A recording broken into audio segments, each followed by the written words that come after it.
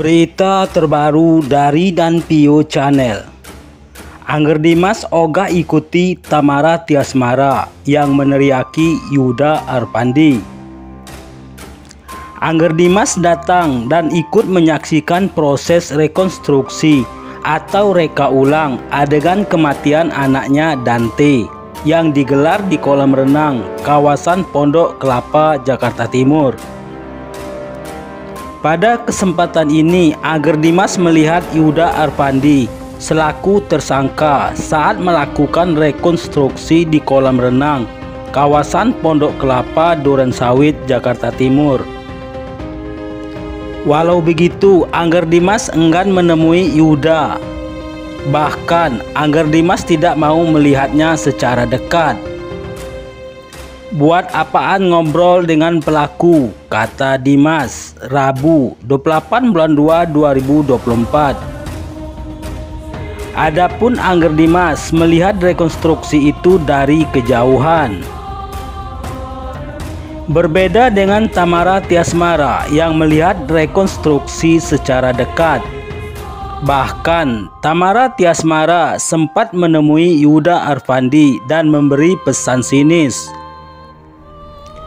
"Jangan nyindir-nyindir mulu keluarganya, biasanya cuma nyindir-nyindir doang," teriak Tamara Tiasmara kepada Yuda Arpandi. Adapun Yuda Arpandi kini telah ditetapkan sebagai tersangka. Kematian Dante. Diberitakan Dante tewas diduga usai dibenamkan 12 kali saat dititipkan mamanya ke sang kekasih Yuda Arpandi di kolam renang Palem Tirta Emas, Pondok Kelapa, Durensawit, Jakarta Timur pada Sabtu 27 Januari 2024. Angger Dimas hingga kini masih menyuarakan harapan agar kasus kematian putranya Dante diusut tuntas.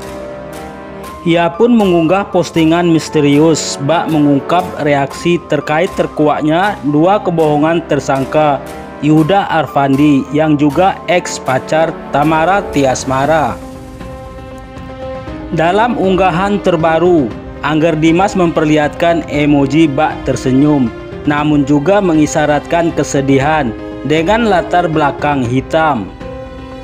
Tak cuma itu, Angger Dimas sebelumnya juga merespon postingan kenalan yang menyindir keras Yuda Arpandi terkait dua kebohongannya yang terbongkar.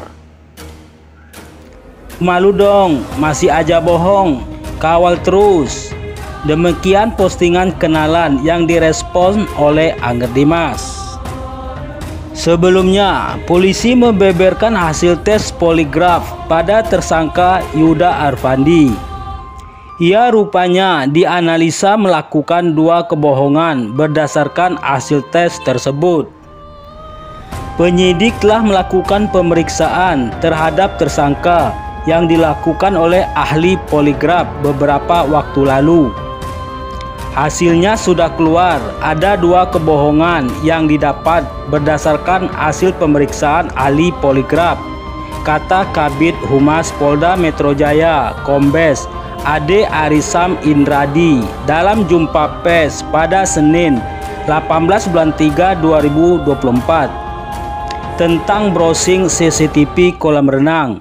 Hasil pemeriksaan ahli poligraf menyatakan bahwa jawaban dari pertanyaan yang disampaikan ahli menunjukkan bahwa subjek yang diperiksa atau tersangka itu berbohong atau deception indicated. Sementara kebohongan kedua yakni terkait kekerasan fisik yang dilakukan Yuda Arpandi pada Tamara Tiasmara.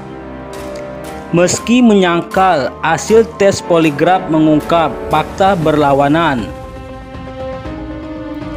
Kemudian hal yang kedua yang ditemukan berbohong tentang pertanyaan terkait kekerasan fisik terhadap saudari Tamara. Dari pertanyaan yang disampaikan ahli menunjukkan bahwa tersangka berbohong atau deception indicated, seru Kombes Ari. Sebelumnya, Yuda Arpandi diketahui menyangkal soal mengecek CCTV TKP kolam renang tempat Dante tenggelam.